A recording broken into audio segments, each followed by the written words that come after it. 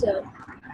Yes, sir. हाँ, तो ये टॉपिक चल रहा है AC circuit which is containing pure inductor, ये चल रहा है। ये भी थोड़ा बहुत आई थिंक हो गया था, डेरिवेशन स्टार्ट तो कर दिया था मैंने, ठीक है। तो एक काम करो स्टूडेंट, क्योंकि 4 या 5 दिन का गैप आ गया ऑलमोस्ट, और आप इतना आपका नहीं है, इतना आपका मेमोरी पावर भी नहीं रहेगा कि ये सब चीजें इतना याद रहे, ठीक है। वैसे भी ये फिजिक्स है, हाँ, मूवी रहता तो याद हो जाता है वो चीजें, ये तो फिजिक्स है, कैसे याद रहेगा। तो एक काम करो, मैं आपको 2 मिनट का टाइम दे रहा हूँ, सिर्फ ये जो टॉपिक है ना circuit containing pure inductor, 1 minute अपनी नोटबुक में देख लो कैसे डिराइव किया है। Just have a look at that topic, 1 minute देख लो। पहले केवीएल लगाया होगा, कैसे केवीएल लगाया वो 1 मिनट देखो अच्छे से।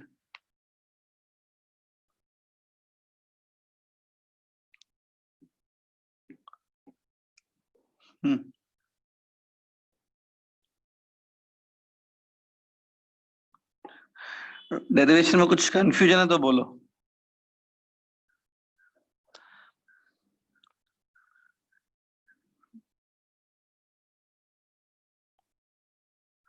देखो एक फॉर्मूला आ रही होगी, that EMF which is applied, it is equal to L di by dt।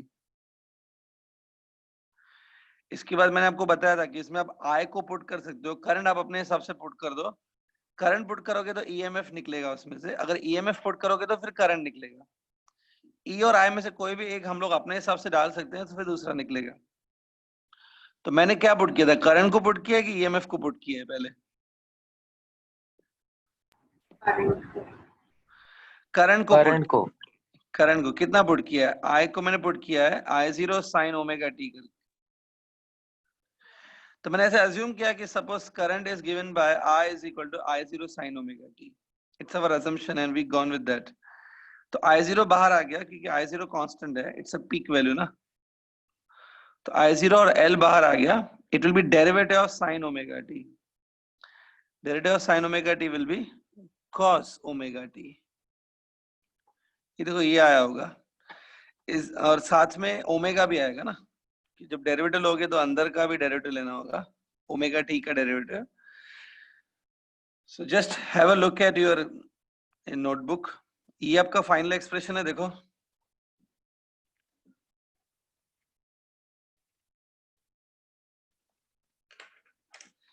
यही है final expression. Yes sir. Okay, so this is our final expression. E is given by I0 omega L cos omega t, right? ठीक है। so चलो मान लेते हैं यही आपका। इसमें भी मैं आगे बढ़ता हूँ। this E is a applied EMF। अब बाहर देखो क्या है, यहाँ पे है omega L I not cos omega t है। cos ओमेगा t को हम लोग ऐसे लिख सकते हैं sin omega t plus 90 degree ना। तो 90 डिग्री को मैंने पाई बाय 2 लिख दिया रेडियंस में। तो cos ओमेगा t है यहाँ पर, cos ओमेगा t को हमने लिखा है sin omega t plus 90 degree. See this, okay. So अब ध्यान से देखो, ये आपका EMF का एक्सप्रेशन है और करंट का एक्सप्रेशन आपने लिखा है I is equal to I0 sin omega t। If you look at the phase, current का जो फेज है ना वो ओमेगा t है, और जो EMF का जो फेज है वो omega t plus pi by 2 है। दिख रहा है फेज? देखो करंट का जो ये फेज एंगल है वो ओमेगा t है, EMF का जो फेज एंगल है वो omega t plus pi by 2 है। तो क्या लग रहा है, who is leading in the phase, current और द EMF? EMF लीड कर रहा है। तो क्लियरली आपको देख के ही समझ में आएगा कि जो EMF है ना, अप्लाइड EMF, जो ये अप्लाइड EMF है वो भी अल्टरनेटिंग नेचर की है ना। तो E लीड्स है by 90 degree with respect to current. मतलब करंट की एक कंपैरिजन में EMF आगे चल रहा है 90 डिग्री से पाई बाय 2, ठीक है। इसका मैं डायग्रामेटिकली मतलब ग्राफिकली भी देख लेंगे ये चीज क्या है, लेकिन ग्राफ पे जाने से पहले ये पूरा समझ के लो कैसे होगा। अब आगे बढ़ते हैं। अब देखो ये E का एक्सप्रेशन है, ठीक है। इसमें ये साइन का टर्म है, साइन का टर्म जो है ना वो टाइम के साथ बदलता रहता है। As the T will change, यहाँ पे देखो टी है, as the T will change the sine term will also change with time. जैसे जैसे टाइम बदलेगा साइन का टर्म बदलता रहता है। The time at which the term of the sine will become 1, जब भी साइन टर्म 1 हो जाएगा उस टाइम पे मैं बोल सकता हूँ ई मैक्सिमम हो जाएगा ना। सो जो ये साइन का टर्म 1 हो गया तो बाकी बचेगा क्या यहाँ पे, ओमेगा एल आई नॉट बचेगा। सपोज साइन का टर्म 1 हो गया, omega L I not will be the EMF. This is a maximum value of EMF. Maximum value को हम लोग E0 लिखते हैं, तो E0 की वैल्यू ये होगी ओमेगा एल आई जीरो। तो ओमेगा एल आई जीरो जो है ये E0 होगा। तो अल्टीमेटली E को मैं ऐसे लिख सकता हूँ, E is given bye E0 times sign omega T plus pi by 2। तो क्लियरली E आगे है। पहले आप ये जो सब लिखा है वो नोट कर लो, देन उसके बाद हम लोग इसका ग्राफ भी देखेंगे।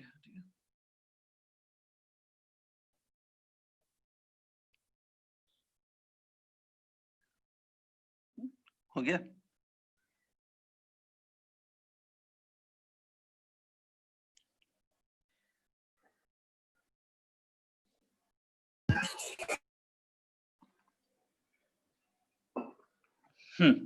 ठीक है, चलो आगे बढ़ते हैं। इसके बाद हम लोग ग्राफ देख लेंगे।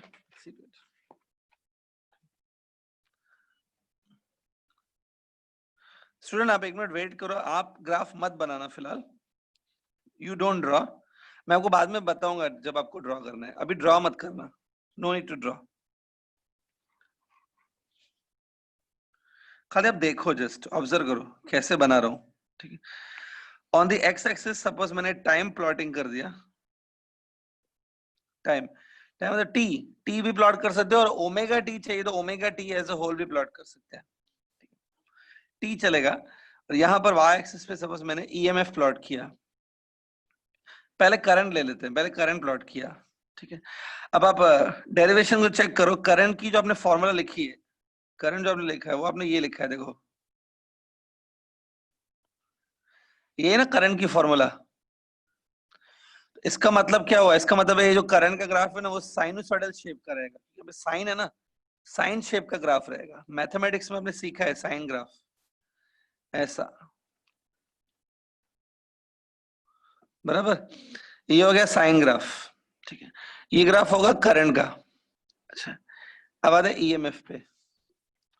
ईएमएफ 90 डिग्री आगे चल रहा है ना, इसका ग्राफ क्या, it was E naught sine omega D plus 90 degree था।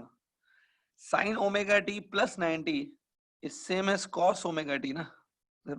एक्चुअली में देखो जाके ई का ग्राफ कॉस में था, कॉस को बाद में मैंने साइन ओमेगा डी प्लस 90 करके लिखा था। ई का ग्राफ कोसाइन जैसा होगा ना। ठीक है, तो ये जो ग्राफ ऑलरेडी ड्रॉन है वो करंट का ग्राफ है। देखो मैं लिख देता हूँ यहाँ पे करंट का ग्राफ। लेकिन जो ईएमएफ का ग्राफ होगा वो कॉस के जैसा होगा, कोसाइन ग्राफ होगा। कॉस का ग्राफ ऐसा होता है, देखो ये मैंने पहले भी बताया था।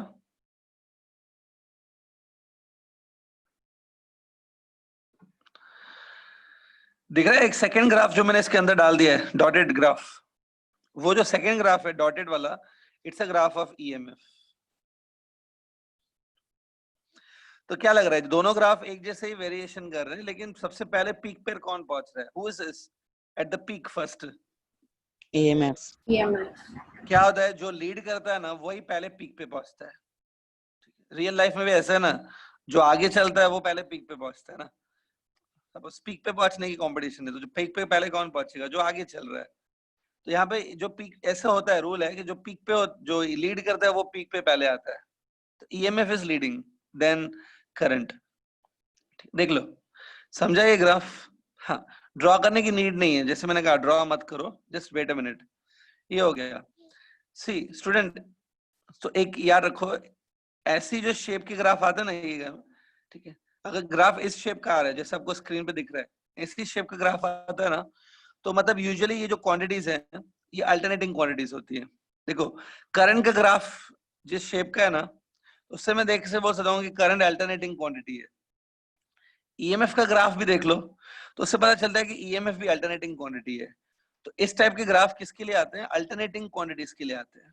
यहाँ पर करंट और ईएमएफ जो है वो दोनों अल्टरनेटिंग क्वांटिटीज हैं, उनके ग्राफ ऐसे आते हैं। अब देखो यहाँ पर हम लोग एक नई चीज सीखेंगे अभी ना, I will teach you a new thing. उस नई चीज को बोलते हैं फेजर। फेजर, नई चीज सीखेंगे फेजर। जो लोग इंजीनियरिंग वगैरह में जाने वाले हैं उनके लिए फेजर आगे भी काम आएंगे इंजीनियरिंग वगैरह में, ठीक है। ओके, तो इंजीनियरिंग वालों के लिए तो खास करके इंपॉर्टेंट है। इसका मतलब ये नहीं है जो मेडिकल प्रिपरेशन कर रहे हैं वो बोलेंगे यार हमको क्या करना है, नहीं ऐसा नहीं है। अभी आप डॉक्टर बने नहीं हो, ठीक है, तो अभी आपका फिजिक्स में तो ये काम आएंगे फेजर्स, ठीक है। तो फेजर्स बहुत इंपॉर्टेंट चीज है, स्पेशली इंजीनियरिंग में तो ये काम आते हैं काफी स्टडी करने में। फेजर्स क्या होते हैं, ध्यान से सुनो। यहाँ पर जो ये अल्टरनेटिंग क्वांटिटीज है ना, जैसे करंट एक अल्टरनेटिंग क्वांटिटी है, ईएमएफ एक अल्टरनेटिंग क्वांटिटी है। अगर दो अल्टरनेटिंग क्वांटिटी को मुझे डील करना है, if I want to deal with two alternating quantities, deal करना है मतलब, डील करना मतलब कि अगर दो अल्टरनेटिंग क्वांटिटी को मुझे ऐड करना है या दो अल्टरनेटिंग क्वांटिटी को मुझे सब्ट्रैक्ट करना है, दो अल्टरनेटिंग क्वांटिटीज का मुझे टोटल निकालना है, मल्टीप्लाई करना है उनको, तो उसको बोलता हूँ डील करना। तो दो अल्टरनेटिंग क्वांटिटी को जब आपको डील करना होता है ना, मतलब ऐड सब्ट्रैक्ट करना है उनको, तो ये ग्राफ से कुछ नहीं कर सकते आप, you can not do with graph.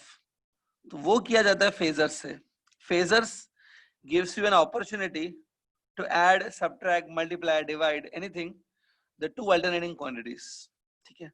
Suppose एक एग्जांपल देता हूं, दो अल्टरनेटिंग करंट्स हैं, दो अल्टरनेटिंग करंट्स, आपको दोनों को ऐड करना है, तो दोनों के आप ग्राफ बनाओगे ना तो ऐसे ग्राफ बनेंगे। तो अब आप बोलोगे ऐसा ग्राफ से कैसे ऐड करूं मैं दोनों को, तो आपको phasors are the method to add the two alternating quantities, ठीक है। सबसे पहले आपको फेजर्स कैसे बनाते हैं वो बताना होगा, ठीक है।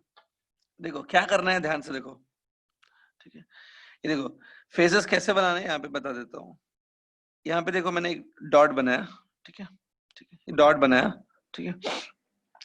अब देखो यहाँ पर एक बात है, is it current is alternating quantity ना, तो एक अल्टरनेटिंग क्वांटिटी के लिए एक वेक्टर बनता है। Phasor is actually a vector. तो एक अल्टरनेटिंग क्वांटिटी के मैं यहाँ पे एक वेक्टर बनाऊंगा, यहाँ पर दो अल्टरनेटिंग क्वांटिटी है तो दो वेक्टर्स बनेंगे, ठीक है। तो सपोज पहले मैं करंट से स्टार्ट करता हूँ। करंट एक अल्टरनेटिंग क्वांटिटी है यहाँ पर, तो करंट का एक वेक्टर बनेगा। कैसे बनेगा देखो ध्यान से, यहाँ पर देखो मैं वेक्टर बना रहा हूँ,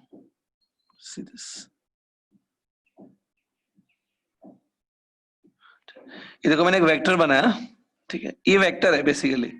अब वेक्टर को मैग्नीट्यूड और डायरेक्शन दोनों होता है ना, vector have a magnitude as well as direction. सबसे पहले मैं मैग्नीट्यूड बता देता हूँ। इसका मैग्नीट्यूड उतना होगा जितना ये करंट की पीक वैल्यू है। ये करंट की पीक वैल्यू कितनी है, सपोज इस करंट की पीक वैल्यू है I0, तो इसका मैग्नीट्यूड भी I0 होगा। देखो मैं लिख देता हूं, ठीक है। तो मैग्नीट्यूड क्लियर हो गया। ये जो वेक्टर है ना, इसका मैग्नीट्यूड कितना होगा, जितना वो क्वांटिटी का पीक वैल्यू है, मैग्नीट्यूड इतना होगा जितना के पीक वैल्यू तो फिक्स होता है ना, तो उतना इसका मैग्नीट्यूड होगा। क्लियर। अब आते हैं इसके डायरेक्शन पे। इसका ये जो वेक्टर है इसका डायरेक्शन कैसा होगा, देखो ध्यान से। इसका डायरेक्शन ऐसा होगा कि इसका जो ये हेड है ना, head will be always in the direction of the instantaneous value. देखो मैं समझा देता हूँ एक बार। जब टाइम जीरो है, व्हेन टाइम इज जीरो, आप लोग प्लीज आंसर दो मुझे, जब टाइम जीरो है तब करंट कितना है? जीरो। यहाँ पर है ना करंट की वैल्यू, ये ना वाई एक्सिस पर करंट कितना है, इधर है ना। तो इसका जो हेड है ना, ये वेक्टर जो हेड है ना, हेड भी जीरो पे रहेगा, हेड ऐसे देखो। अब देखो क्या होगा, आफ्टर सम टाइम करंट इतना हो जाएगा, देखो look at my finger, after some time current इतना हो जाएगा, है ना, वाई एक्सिस पे थोड़ा ऊपर आ जाएगा। तो ये फेजर भी ऐसे रोटेट करके इधर आ जाएगा ऐसे। फिर after some more time current और बढ़ेगा और करंट अपने इधर पहुंचेगा एकदम पीक पर, मतलब वाई एक्सिस पे वो पीक पे होगा। तो ये भी ऐसा हो के अपने पीक पर आ जाएगा ऐसे, ठीक है, ऐसे मतलब लाइक दिस। सो दैट ऐसा होना चाहिए कि हमेशा ये जो वेक्टर है ना, वेक्टर का जो हेड है head should be at same level with this. फिर ये देखो करंट से नीचे आएगा, look at my finger, current नीचे आएगा, ये फेजर भी ऐसा हो जाएगा। सो दैट इसका जो हेड है ना, ये देखो हेड ऐसा होना चाहिए। फिर ये इधर आ गया, इधर देखो, लुक एट दिस फिंगर, कहां पे आ गया, 0 पे आ गया ना, तो ये भी घूम के ऐसा हो जाएगा। सो दैट इसका जो हेड है ना, देखो देखो मैं अभी एक साथ दिखा देता हूँ। हाँ, लुक एट इट केयरफुली, ये देखो क्या होता है, लुक एट इट।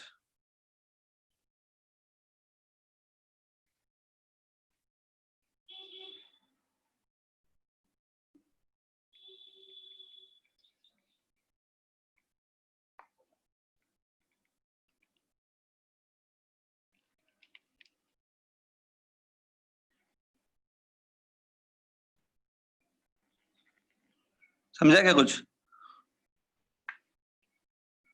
समझ में आ रहा है? ये देखो स्टार्टिंग देख लो, शायद स्टार्टिंग में समझ में आ जाए, स्टार्टिंग मेन है, देखो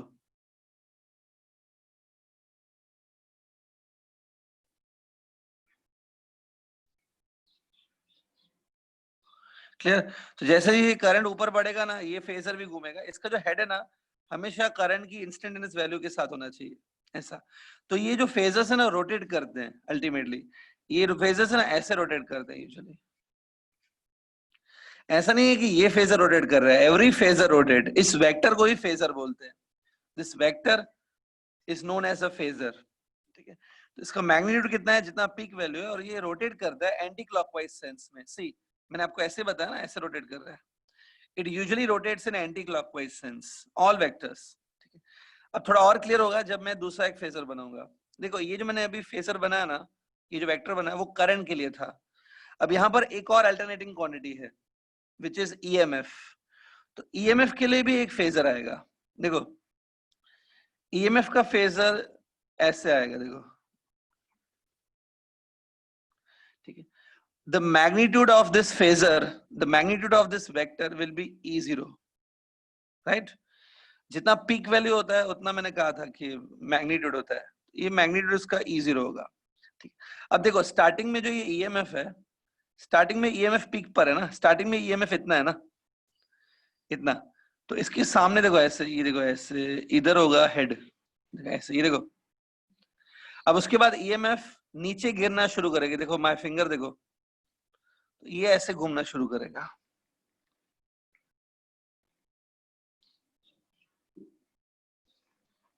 जब ईएमएफ नीचे की पीक पर पहुंचेगी, ये फेजर भी नीचे वाले पीक पे आ जाएगा, ऐसे, फिर ऐसे।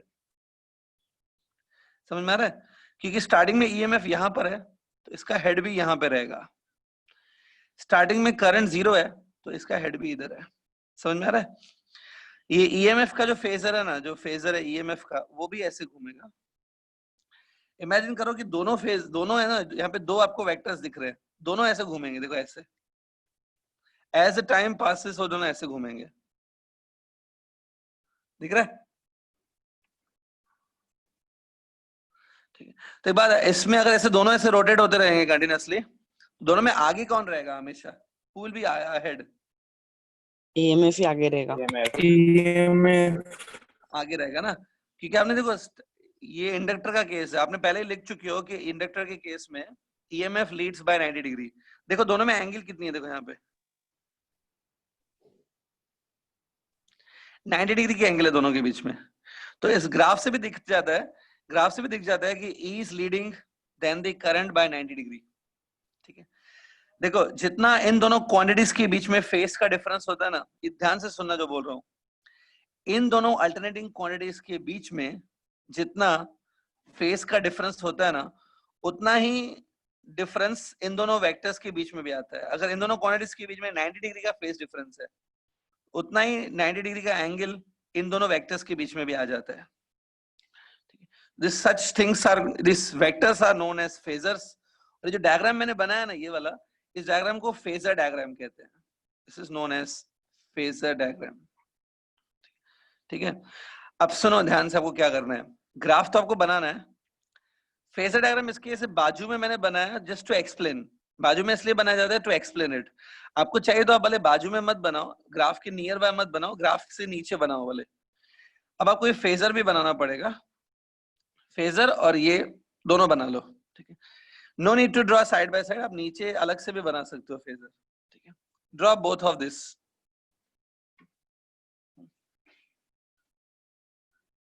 ठीक है। फेजर पे मैंने जो ये एंटी क्लॉकवाइज रोटेशन का ये एरो दिया ना, ये वाला, लुक एट दिस, ये भले मत ड्रॉ करो, ये सिर्फ आपके समझने के लिए है, ठीक है। सिर्फ दो वेक्टर्स बना लो। सर वो ग्राफ में आपने ईएमएफ को छोटा क्यों लिया है, मतलब उसका मैग्नीट्यूड? वो ऐसे अजम्पशन है, वो बड़ा भी हो सकता है, कोई तो देखो करंट और ईएमएफ से किसी को तो छोटा दिखाना पड़ेगा, किसी को बड़ा। मैंने दिखा दिया ईएमएफ को छोटा, कोई कंपलसरी नहीं है वो। Okay sir.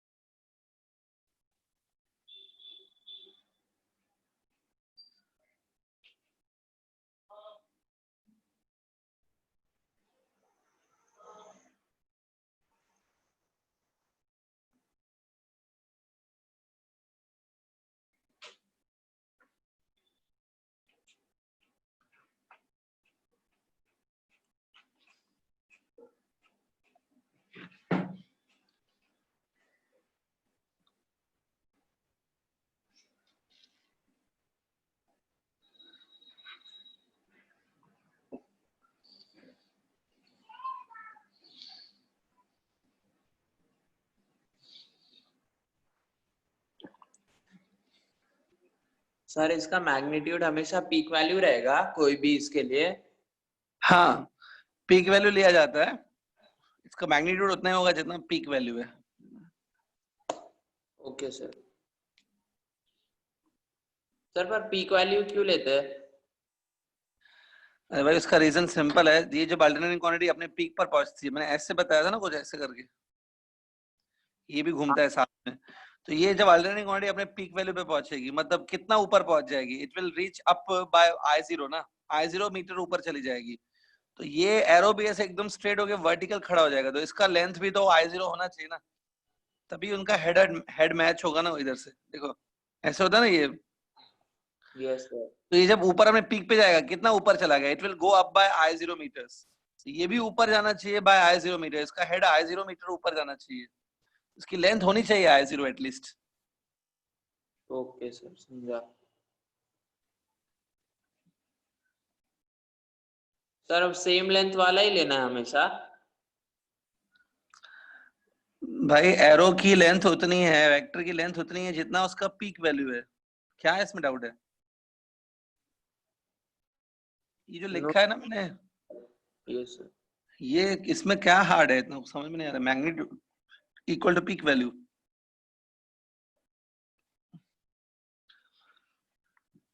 Clear with this, हो गया?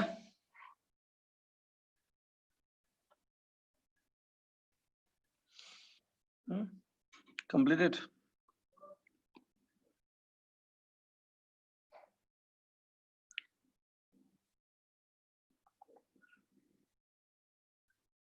Yes sir.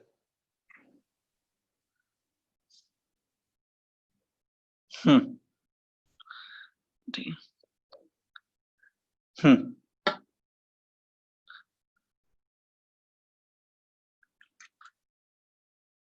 ठीक है। हाँ तो ये फेजर होगा। एक बात, ये हमने अभी प्योर इंडक्टर डिस्कस कर रहे हैं, we are discussing pure inductor. इसमें भी मैं आगे बढ़ रहा हूँ। तो ई की जो फॉर्मूला हमने बनाई थी, ईएमएफ की फॉर्मूला, वो हमारी ये बनी थी, E is equal to omega L I naught sine of omega T plus pi by 2, ये बनी ना फॉर्मूला। इसमें मैंने आपको बताया जो ओमेगा एल आई नॉट है वही पीक वैल्यू है ना, तो ये चीज हम लोग लिख चुके हैं पहले, राइट। चल अब मैं इसमें आगे बढ़ रहा हूँ स्टूडेंट। अब देखो इसमें अगर मैं ऐसे करूं, E naught divided by I naught, it will be omega L. अब देखो ये ई क्या है, ई नॉट जो है ना, it's a EMF of the circuit, peak value of EMF, no doubt, but it's a EMF of the circuit. और I क्या है, it's a current in the circuit. When you do like this, EMF of a circuit divided by current in the circuit, भले peak value है वो चलेगा, लेकिन EMF upon current किया, EMF upon current, इससे सर्किट का रेजिस्टेंस मिलता है क्या? When you do in case of any circuit, if you do like this, EMF of a circuit divided by current of the circuit, E upon I से क्या मिलता है circuit का? रेजिस्टेंस। रेजिस्टेंस। ये भी तो रेजिस्टेंस ही देगा ना, E अपॉन I भी रेजिस्टेंस होगा। भले आप इसको यूनिट के हिसाब से भी कर सकते हो, यूनिट लेके। EMF का यूनिट है वोल्ट, ये देखो मैं यहाँ पे स्क्रीन पे लिख रहा हूँ। EMF का यूनिट वोल्ट है, करंट का यूनिट एम्पियर है। वोल्ट पर एम्पियर कंबाइन करके ओम्स ही बनता है ना, according to Ohm's law. Volt पर एम्पियर इज ओम्स, तो डेफिनेटली ये ओम्स में आएगा, मतलब ये एक रेजिस्टेंस ही है। ठीक, तो E अपॉन I से मुझे क्या मिलेगा? इज इट सर्किट का रेजिस्टेंस मिलेगा? बात समझ में आई? ये देखो ये आपका सर्किट है, it's a circuit which containing pure inductor, यही सर्किट था। आपके पास भी रहेगा आपकी स्क्रीन पे, आपके नोटबुक में। तो ये है, आपको याद है मैंने ये इंडक्टर प्योर इंडक्टर लिया था, याद है? थोड़ा सा प्योर इंडक्टर मैंने कहा था, ये जो इंडक्टर है ना, ये प्योर इंडक्टर है, मतलब इसमें रेजिस्टेंस नाम की कोई चीज ही नहीं है, रेजिस्टेंस वाज जीरो। इसमें बैक ईएमएफ बनता है, back EMF will give you opposition, but resistance नहीं था। सो E अपॉन I करके जो मैंने अभी किया, E अपॉन I करके मुझे कौन सा रेजिस्टेंस मिलेगा? एक्चुअली रेजिस्टेंस इस वायर का है ही नहीं, तो E अपॉन I करके मुझे पता है क्या मिलेगा? Using E upon I will get the overall opposition offered by this inductor। ठीक है, इसमें वो रेजिस्टेंस नहीं है जिसमें हीटिंग बनती है, वैसा रेजिस्टेंस नहीं है। E अपॉन I करके आपको रेजिस्टेंस मिलेगा, लेकिन ये वो नॉर्मल रेजिस्टेंस नहीं है जैसे आप करंट इलेक्ट्रिसिटी में लेते हो रेजिस्टेंस, वो रेजिस्टेंस नहीं मिलेगा। ये वाली रेजिस्टेंस होती है ना, ये वाली रेजिस्टेंस जो होती है ये नहीं मिलेगी। E अपॉन I करके आपको एक रेजिस्टेंस मिलेगा जिसको मैं डिनोट करता हूं with symbol XL। L for self induction, L self induction की वजह से लिखा है L। So E upon I को हम लोग XL लिखेंगे। L जो है मतलब वो सेल्फ इंडक्शन के लिए L लिखा है, XL सिंबल। ये XL क्या है? XL is the overall opposition given by this circuit to the current. ये जो आपका सर्किट है ना इंडक्टर वाला, ये जितना ओवरऑल ऑपोजिशन देगा, overall opposition is measured by XL। ठीक है, अब आप बोलोगे ये ऑपोजिशन क्या देगा? देखो मैंने आपको बताया था, जैसे ही इसमें से करंट फ्लो होना चालू करेगा, इसमें बैक ईएमएफ बनेगा। Don't you feel that back EMF will oppose the change of the flux ना? बैक ईएमएफ इस करंट को ऑपोज करेगी ना, तो वो जो ऑपोजिशन है ना, opposition in the form of back EMF, वो जो ऑपोजिशन है वो कितनी ऑपोजिशन है? It is measured by this quantity XL जो है ना, XL measures the overall opposition given to the current by the circuit।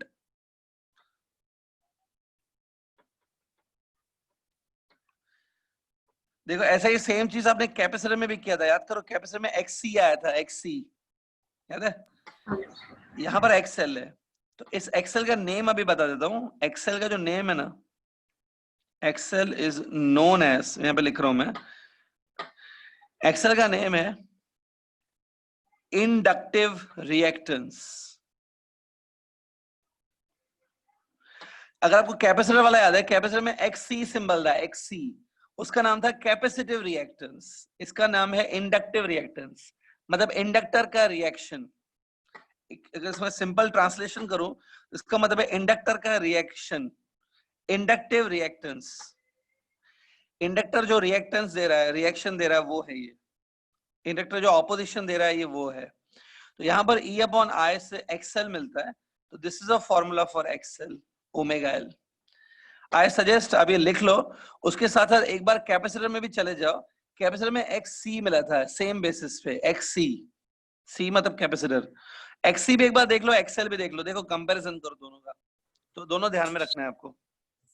ठीक है, ये लिख लो पहले, और उसके साथ साथ एक बार XC को भी जाके देख लो कैपेसिटर पे। ठीक है, और कुछ डाउट है तो पूछ सकते हो फिर।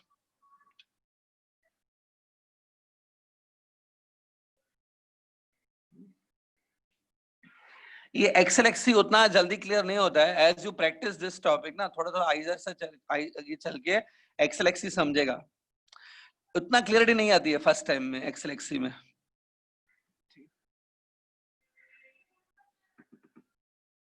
Note it down. और एक बार XC भी देख लो, कैपेसिटर में जाओ देखो वहां पे ऐसा सेम टर्म है कैपेसिटर में।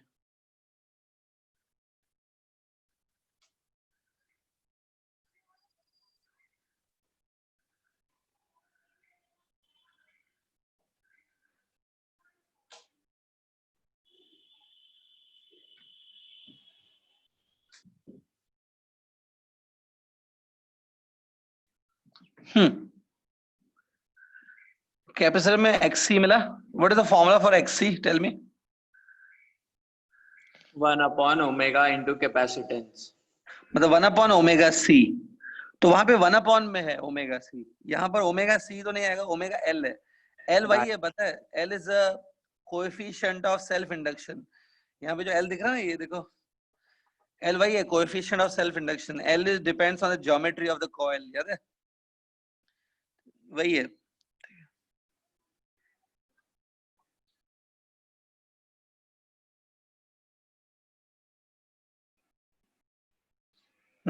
सर इसमें जो ओवरऑल ऑपोजिशन है सर, वो बैक इसको छोड़कर है ना, बैक ईएमएफ को? नहीं नहीं, बैक ईएमएफ को ही इंक्लूड करके है। बैक ईएमएफ जो ऑपोजिशन देती है करंट को, वही ऑपोजिशन आपकी एक्सेल से मेजर होती है। पर सर ये तो ओम्स में है ना? हाँ देखो, कभी भी एक सिंपल रूल होता है किसी भी सर्किट का, अगर आप the potential difference applied on the circuit divided by current करोगे ना, तो आपको रेजिस्टेंस या जो ओवरऑल ऑपोजिशन है वही मिल जाती है सर्किट की। तो यहाँ पर भी इंडक्टर के ऊपर जो अप्लाइड वोल्टेज है वो E0 है, जो इंडक्टर के ऊपर वोल्टेज अप्लाइड है वो E0 है, इंडक्टर से जो करंट जा रहा है वो I0 है। इन दोनों को डिवाइड करोगे ना, तो इंडक्टर जो ऑपोजिशन दे रहा है वो मिल जाएगी आपको। एक्सेल वही है। ओ हाँ हाँ, ओके सर। उसमें बैक भी, मतलब जो बैक बैक ईएमएफ ईएमएफ है की वो भी वजह से जो इंक्रीज रहेगा? ऑपोजिशन है वही है ये। बट ये हाँ बट ये वोल्ट्स में नहीं आएगी, ऑपोजिशन तो ओम्स में ही आएगी ना हमेशा। हाँ हाँ, ओके सर। सर सर एक छोटा डाउट था सर। सर वो जो कैपेसिटेंस का इंडक्टेंस था ना, रिएक्टेंस कैपेसिटेंस का, हाँ जो XC बोल दो, XC, हाँ XC। हाँ, वो XC जो था ना सर, वो ओमेगा के साथ इनवर्सली प्रोपोर्शनल था। इसमें और ये डायरेक्ट प्रोपोर्शन है। हाँ, उसका तो सर डायरेक्टली क्यों है? देखो, ओमेगा को हम लोग 2 पाई इंटू फ्रीक्वेंसी लिख सकते हैं, राइट? यस। जितना फ्रीक्वेंसी हाई होगा, मतलब उतनी बार करंट रैपिडली चेंज हो रहा है। जितना फ्रीक्वेंसी ज्यादा होगा, मतलब उतनी ज्यादा साइकिल्स आएंगी पर सेकेंड, उतनी ज्यादा नंबर ऑफ साइकिल्स, ये नंबर ऑफ साइकिल, उतनी ज्यादा साइकिल्स आएंगी पर सेकेंड। जितना फ्रीक्वेंसी ज्यादा होगा, मतलब उतना फ्रीक्वेंटली करंट चेंज हो रहा है। और जितना फ्रीक्वेंटली करंट चेंज होगा, उतना ही ज्यादा उसको ऑपोजिशन मिलेगा ना, क्योंकि जितना फ्रीक्वेंटली करंट चेंज होगा, उतना ज्यादा फ्रीक्वेंटली फ्लक्स भी चेंज होंगे थ्रू द कॉइल। समझा समझा। तो इसलिए ऑपोजिशन भी ज्यादा मिलेगा। Yes sir. देखो स्टूडेंट, इसने एक अच्छा डाउट पूछा है। ये बोल रहा है कि सर एक्सेल जो है ना, एक्सेल आपने अभी फाइंड किया ओमेगा एल, मतलब XL directly proportional to omega है। मैथमेटिकली तो मेरे को मिल गया ये चीज, ये मैथमेटिकली मिला, लेकिन ऐसा क्यों हो रहा है फिजिकली, इसका क्या मीनिंग है, why XL proportional to omega है? ठीक है, तो वही मैं अभी इसको समझा रहा था। देखो, जिनको अभी समझना है वापस समझ लो, बता देता हूँ। XL proportional to omega, XL proportional to 2 pi f, मतलब एक्सेल प्रोपोर्शनल टू फ्रीक्वेंसी। जितना फ्रीक्वेंसी ज्यादा होगा ना, उतना मतलब आपका जो करंट है ना, current passing in the coil, current passing through inductor, उतना करंट भी फ्रीक्वेंटली चेंज हो रहा है।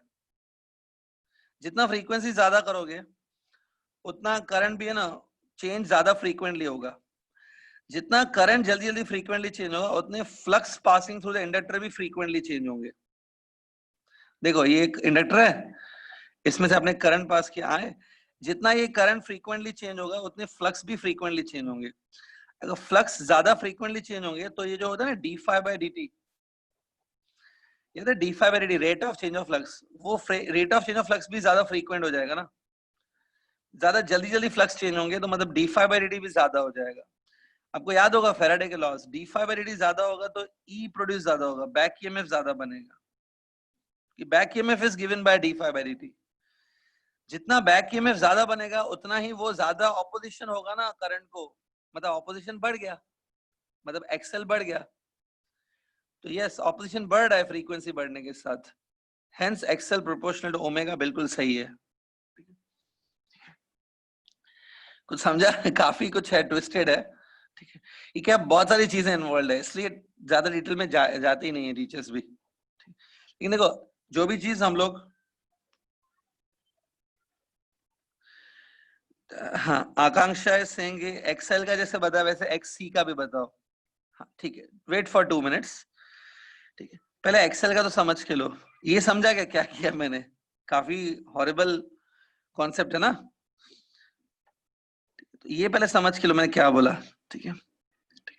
इतना डिटेल में बच्चे भी नहीं जाना चाहते हैं, बोलते सर इतना कौन डिटेल में जा रहे हो, और इतना डिटेल में टीचर्स भी नहीं जाना चाहते। तो ना टीचर्स जाते हैं ना बच्चे जाते हैं, दोनों खुश रहते हैं, लेकिन अल्टीमेटली इवेंचुअली लॉस जो है वो बच्चों का ही होगा। आपको नहीं पता चलेगा भाई आपका लॉस है, पता रहेगा तो अच्छा है ना आपके लिए। मार्क्स पॉइंट ऑफ व्यू से नहीं, नॉलेज पॉइंट ऑफ व्यू से बोल रहा हूँ मैं, ठीक है। तो लॉस आपका ही अगर नहीं सीखोगे तो, ठीक है, और किसी का नहीं है। तो एक्सेल जो है ना वो फ्रीक्वेंसी के साथ डायरेक्ट प्रोपोर्शन है, उसका रीजनिंग मैंने समझा दिया।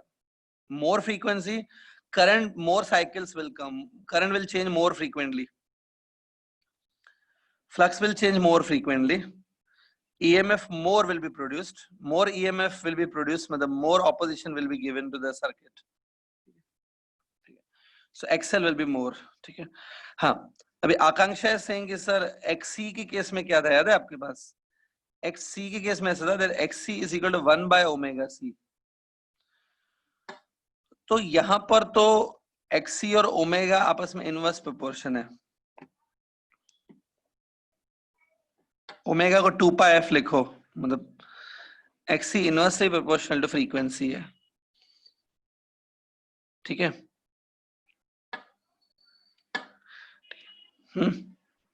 देखो यहां पर जैसे ही फ्रीक्वेंसी लार्ज होगा ना, सपोज आपने फ्रीक्वेंसी को बढ़ा दिया, as you increase frequency XC must decrease according to this relation, as frequency increase XC must decrease। ऐसा फिजिकली क्यों होता है, why it is happening physically, वो समझा देता हूँ। देखो ये कैपेसिटर वाला केस है, राइट, ये देखो ये कैपेसिटर है, ठीक। जैसे आप फ्रीक्वेंसी को बढ़ा के ना, तो इसमें क्या होगा कि जो अपने अप्लाइड ईएमएफ है ना, as you increase frequency applied EMF जो है उसकी ज्यादा साइकिल्स आएंगी, ऐसे more number of cycles will come. Applied EMF या अप्लाइड करंट दोनों बोल सकते हैं, साइकिल्स बढ़ेंगी, बहुत ज्यादा साइकिल्स आएंगी पर सेकेंड। मतलब ये जो करंट है ना, सॉरी ये जो ईएमएफ है ना वो फ्रीक्वेंटली चेंज होगा, ये ना प्लस माइनस ऐसा होता है ना, ये दिस विल हैपन फ्रीक्वेंटली, ठीक है। जितना फ्रीक्वेंटली चेंज होगा तो क्या होता है पता है,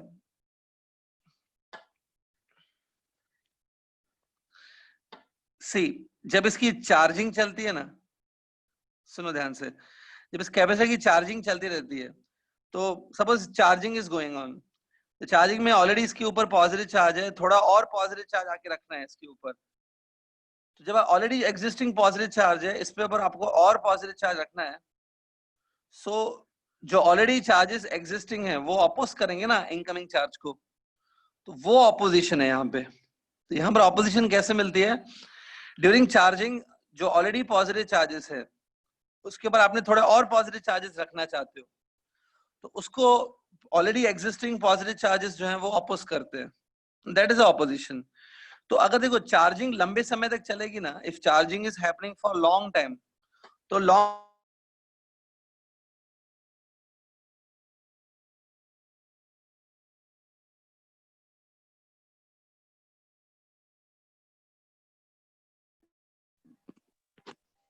सर फ्रीज हो गया। हाँ हाँ सॉरी बीच में एक प्रॉब्लम आ गया, अभी दिख रहा है स्क्रीन? यस सर अभी क्लियर है। हाँ तो मैं देखो कैपेसिटर जिनको समझना है ना कि एक्सी एफ के साथ इनवर्स प्रोपोर्शन क्यों है, तो मैं थोड़ा ट्राई कर रहा हूँ, है तो थोड़ी लेवल आपकी लेवल के थोड़ा ऊपर का टॉपिक है ये, बट आई एम ट्राइंग। सुनोगे ध्यान से तो शायद समझ में आ जाएगा, नहीं सुना तो गए, ध्यान से सुनो। मैं ये बोल रहा था कि यहाँ पर जब चार्जिंग चलती है ना, ड्यूरिंग चार्जिंग ऑपोजिशन मिलता है, जब ऑलरेडी एग्जिस्टिंग चार्जेस हैं वो आने वाले चार्जेस को अपोज करते हैं। चार्जिंग अगर लंबे समय तक चलेगी ना, let's say charging is happening for long time तक चार्जिंग चल रही है, फिर लॉन्ग टाइम तक डिस्चार्जिंग चल रही है, चार्जिंग ज्यादा चलेगी ना, ज्यादा टाइम के लिए चल रही है तो ज्यादा टाइम के लिए ऑपोजिशन मिलेगा, मतलब मोर ऑपोजिशन यू विल गेट। लेकिन अगर ऐसा हो गया कि चार्जिंग बहुत ही कम टाइम के लिए हो रही है और फिर फ्री जल्दी से डिस्चार्जिंग शुरू हो रही है, फिर चार्जिंग फिर डिस्चार्जिंग फिर चार्जिंग फिर डिस्चार्जिंग, मतलब charging is happening for little time, तो आपको ऑपोजिशन भी लिटिल मिलेगा। तो होगा क्या पता है, सुनो ध्यान से, as you increase the frequency this EMF will change more frequently. As the EMF will change more frequently, well, charging discharging will also happen more frequently. तो चार्जिंग कम टाइम के लिए ही होगी और उसके बाद इमीडिएटली डिस्चार्जिंग शुरू हो जाएगी, ठीक है। ये भी बहुत इमीडिएटली, अगर ये EMF रैपिडली चेंज होगा ना, ऐसे जल्दी जल्दी होगा फ्रीक्वेंटली, तो चार्जिंग डिस्चार्जिंग भी फ्रीक्वेंटली होने लगेगा। और चार्जिंग बहुत जल्दी जल्दी फ्रीक्वेंटली चेंज होगा तो आपको ऑपोजिशन कम मिलेगी, मतलब XC कम हो जाएगा। Capacitor will give you less opposition if frequently charging discharging process is happening. थोड़ा अलग होता है, कैपेसिटर अलग चीज है, इसमें आप इंडक्टर वाला लॉजिक नहीं लगा सकते, इंडक्टर में अलग लॉजिक लगता है, कैपेसिटर में अलग लॉजिक है। सो इसमें होता क्या है कि अगर आप फ्रीक्वेंटली चेंज करोगे charging, if you change frequently, बार बार ऐसे ऐसे करोगे, प्लस माइनस फ्रीक्वेंटली चेंज हो रहा है, तो ऑपोजिशन कम मिलेगी, क्योंकि चार्जिंग डिस्चार्जिंग कम कम टाइम के लिए होगा तो ऑपोजिशन कम मिलेगी, इसलिए फ्रीक्वेंसी बढ़ाने पे XC कम हो जाता है। ऐसा कुछ लॉजिक है इसके पीछे, ठीक है स्टूडेंट, क्लियर। और आज मैंने आपको जो ये बताया phasor diagram, very clear, phasor diagram.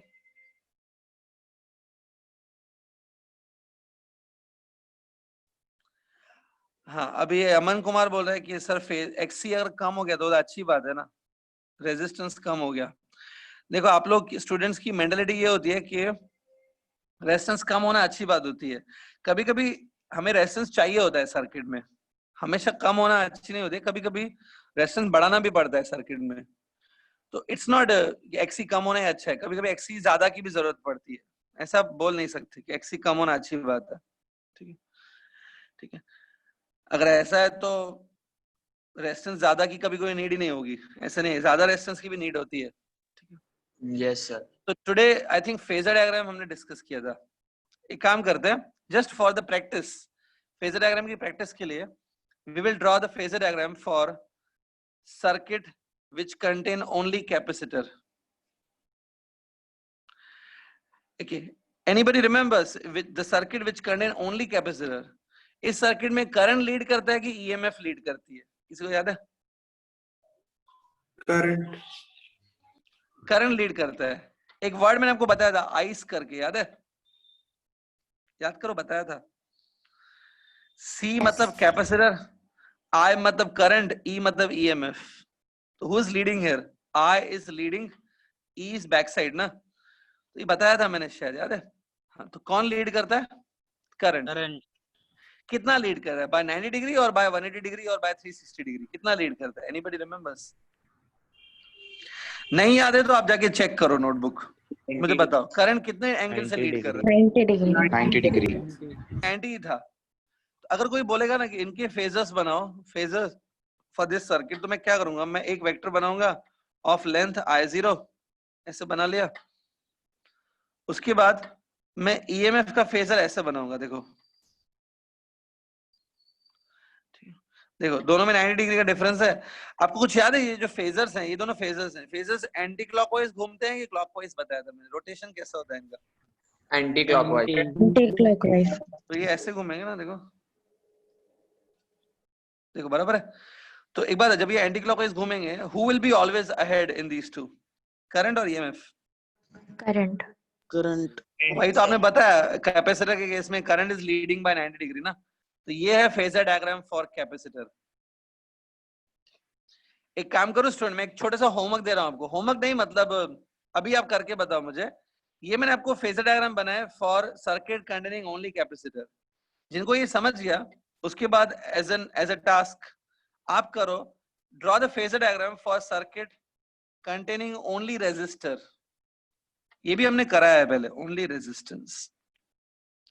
ये आप खुद ट्राई करो, कर सकते हो। कैपेसिटर वाला बना लो, ये देखो ये बना लिया। Now you are having a good idea of phasors, phasors कैसे बनाने वो समझ गया। तो now you try to draw the circuit, the phasor diagram for the circuit which contain only resistance. ये भी मैंने करवाया है पहले, सर्किट कंटेनिंग प्योर रेजिस्टेंस। ये बनाओ और ये भी बना लो, करो देखो, try.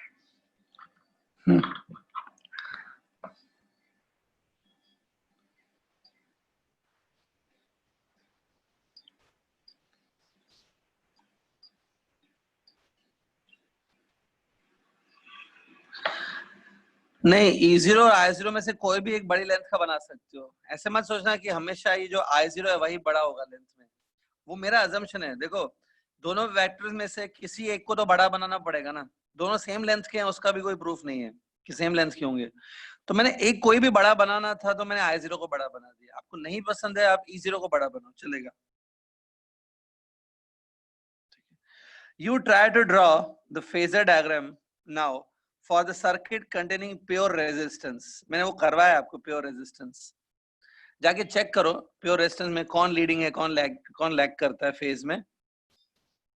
And you need to draw the phasor diagram for the circuit which contain pure resistance.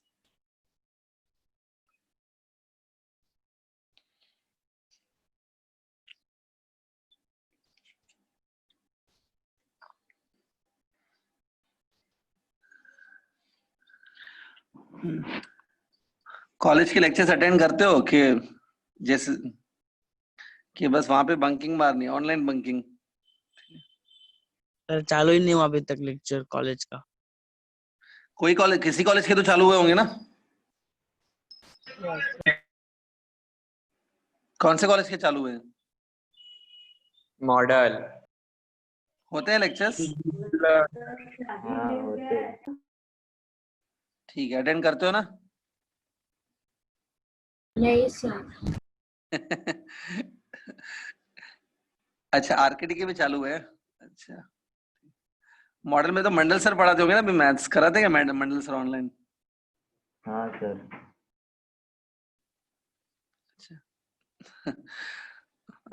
अब आप बोल रहे हो कि सर क्लासरूम में ही अटेंड नहीं करते थे, अभी ऑनलाइन क्या अटेंड करेंगे ना? तो पता है आपकी मेंटलिटी, लेकिन ठीक है।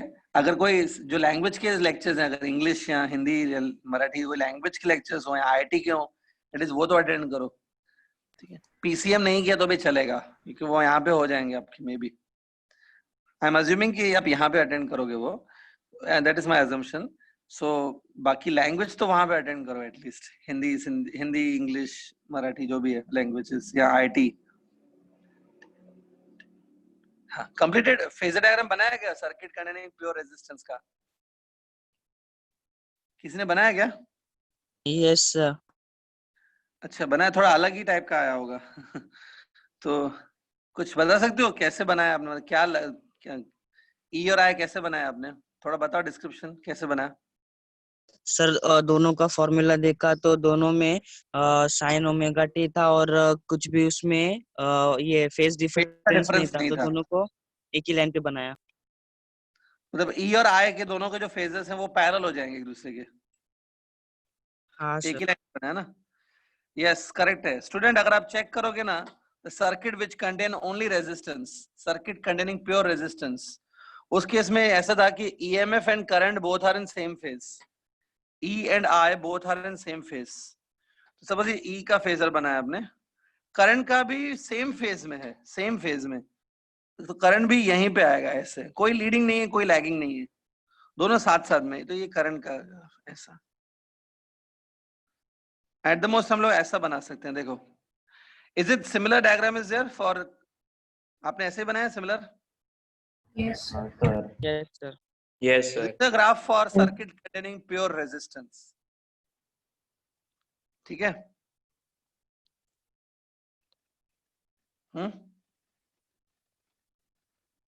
Okay, so I hope you got this now. समझा? ठीक है. See before we go to next theory topic, आज मैं नेक्स्ट थियरी टॉपिक नहीं ले रहा हूँ, वो नेक्स्ट लेक्चर में लेंगे. आज खाली हम लोग क्या करेंगे, एक या दो न्यूमेरिकल ट्राई करेंगे इन टॉपिक्स के ऊपर. So right after finishing this, write down one numerical. एक न्यूमेरिकल लिख लेते हैं.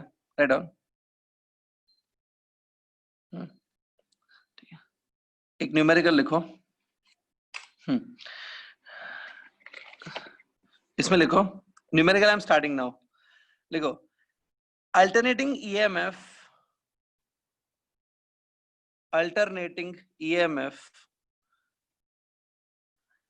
E is equal to, student मैं स्क्रीन पे लिख रहा हूं, वो आप देखो. alternating EMF of this one, E equals to 20 sin 100t volts, हाँ, is applied, आगे लिखो, is applied on the inductor, is applied on the inductor of 100 millihenry, inductor of 100 millihenry. Screen पे लिखा है मैंने, inductor of 100 millihenry, स्क्रीन पे लिखा है. Full stop. Find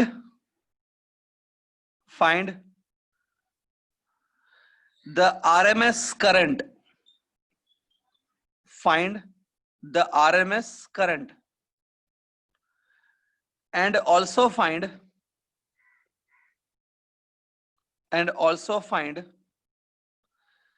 the expression for,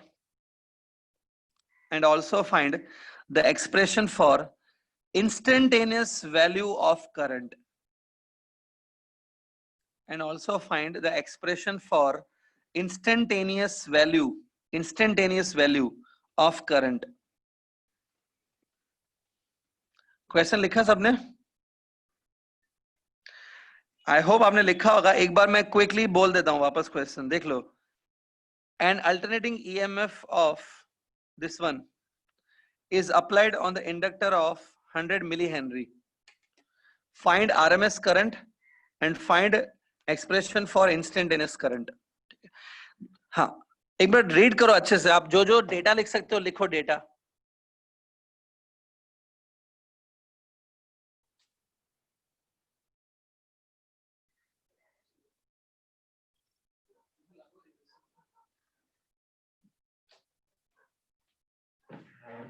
ठीक है. सो कुछ डेटा निकल रहा है क्या इसमें से? ठीक है, लेट्स सी क्या डेटा निकलेगा. आप में से देखता हूं किसको आ रहा है. एनीबडी नोज ये 20 क्या है? पता है 20 क्या है? ये E naught. ये E नॉट की वैल्यू है. Correct, E not is 20. अच्छा, 20 के बाद जो मुझे नंबर दिख रहा है अगला, वो नंबर देखो यहाँ पर, ये 100 है, 100t. कुछ आइडिया है ये 100 क्या होगा? Omega. आपने जब भी ये एक्सप्रेशन देखे हैं ऐसा होता है, E not sine omega T. तो ओमेगा टी की जगह 100t है, मतलब ओमेगा इज 100. ओमेगा का यूनिट होता है ना, रेडियन पर सेकेंड होता है. This is unit of omega usually. अच्छा, ये 100 मिली हेनरी गिवन है. ये कौन सा केस है, इंडक्टर की कैपेसिटर? Sir inductor. तो ये सेल्फ इंडक्शन होगा ना. हेनरी में क्या होता है, सेल्फ इंडक्शन होता है. तो it must be the coefficient of self induction. ये L है, it's denoted by L symbol. L is 100 milli henry. इसको हेनरी में कन्वर्ट कर देते हैं, तो मिली हेनरी मतलब 10⁻³ हेनरी. तो it is like 100 into 10⁻³ Henry. कितना हो गया? 0.1 हेनरी. देखो स्क्रीन पे मैंने डेटा लिख दिया है, ये डेटा है पूरा. अब सबसे पहले हमको क्या करना है, we need to find out the current. Current find करना है, ठीक है. करंट फाइंड करने से पहले एक काम करेंगे, लेट्स फाइंड एक्सएल. एक्सएल याद है? XL is a kind of a resistance offered by the circuit. XL, XL की फॉर्मूला है ये ओमेगा इनटू एल. तो क्योंकि देखो ओमेगा भी गिवन है, एल भी गिवन है, तो मल्टीप्लाई करके मुझे एक्सएल मिल सकता है.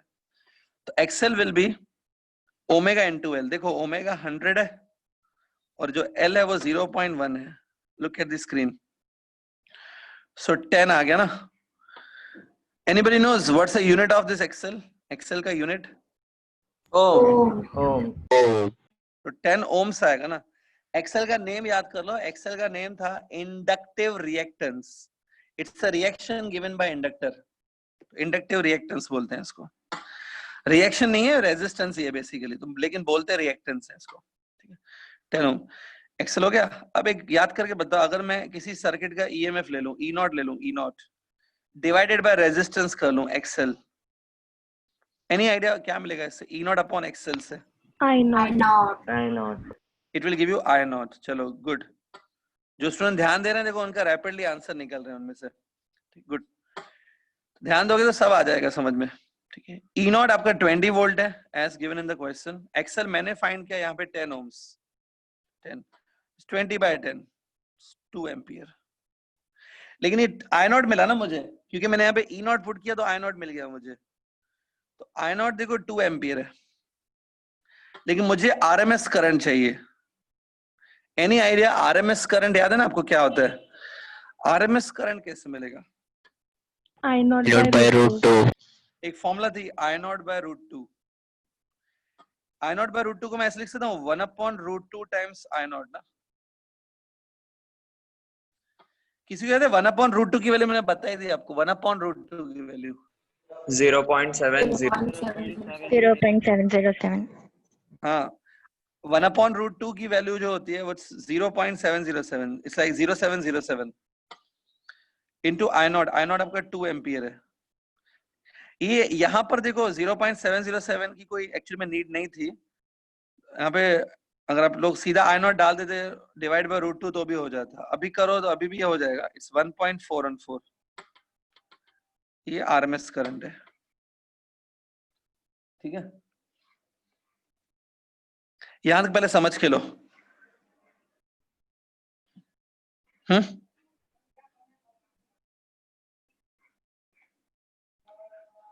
हो गया ये,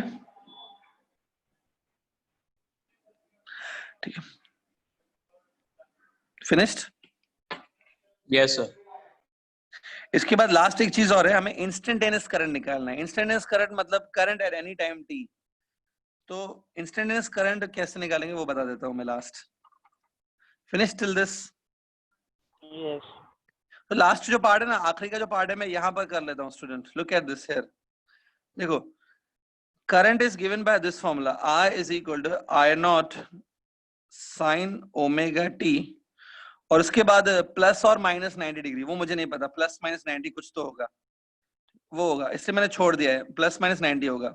एक बात है, ये केस है इंडक्टर का. This question is based on the inductor. आपको कुछ याद है इंडक्टर के केस में ईएमएफ लीड करता है कि करंट लीड करता है? एनीबॉडी? इंडक्टर के केस में ईएमएफ लीड करता है ना, मतलब करंट लैग करता है, करंट पीछे चलना चाहिए ना. तो आपने देखो ईएमएफ का जो ये फेज है, इसका देखो फेज आपको दिया हुआ है 100t. 100t मतलब ओमेगा टी.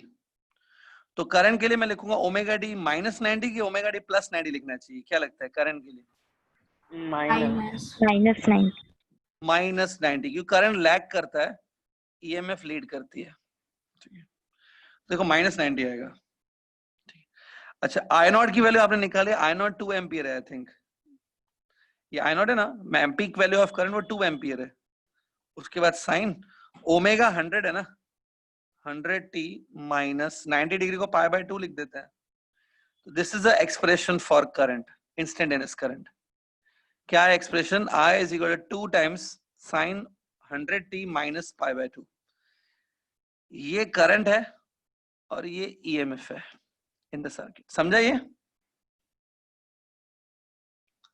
तो सेकेंड पार्ट मैंने यहाँ पे लिखा है, स्क्रीन पे देख लो, ये वाला लिखना है. It is a formula for instantaneous current, मतलब current at any time t. ठीक है, समझा क्या? ठीक है, तो एक काम करो स्टूडेंट, जस्ट एक न्यूमेरिकल, ऐसे सिमिलर वन न्यूमेरिकल में होमवर्क दे रहा हूँ, कल विदाउट फेल करके आना है आपको. One homework numerical I am giving, without fail करके आना है, क्योंकि ऐसे सेम बेसिस पे रहेगा वो भी. ठीक है, तो right down one homework question. Homework question लिखो सब लोग जल्दी.